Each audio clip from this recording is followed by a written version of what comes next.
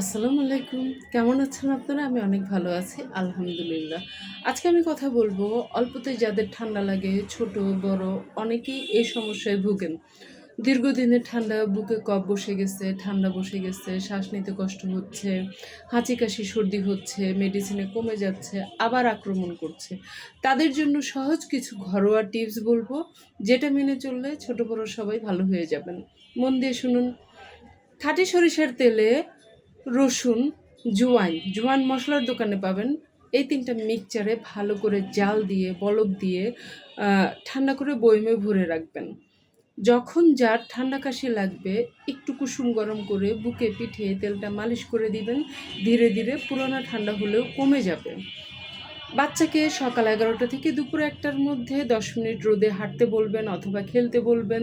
প্রচুর ইমিউনিটি বাড়ে, ঠান্ডা কাশির দোষ থাকলে ঠিক হয়ে যাবে। রাতের বেলা ছোট বড় সবাইকে দুধের সাথে একটু কাঁচা হলুদের রস দিবেন। প্রচুর ইমিউনিটি বাড়বে এটাতে। যাদের পুরানা ঠান্ডা, বুকে শ্বাস নিতে কষ্ট হচ্ছে, বুকে ঠান্ডা বসে গেছে তাদেরও এই দুধটাতে ধীরে, ধীরে ঠিক হয়ে যাবে এই দোষটা, এই প্রবলেমটা। আ আরো একটা খাবার খাবেন, কুসুম গরম পানিতে একটু আদার রস, আ একটু মধু মিশিয়ে খাবেন। ঠান্ডার জন্য দারুণ উপকার করে। তবে ১ বছরের কম বয়সী বাচ্চাদের মধু দেওয়া ঠিক না।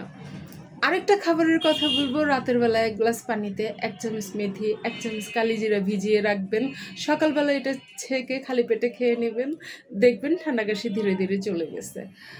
ভালো লাগলে অন্যরাও যেন জানতে পারে। আমার ভিডিওটি শেয়ার করবেন, কমেন্টস করবেন আর আমার চ্যানেলটি সাবস্ক্রাইব করে দিবেন। ভালো থাকবেন। আল্লাহ হাফেজ।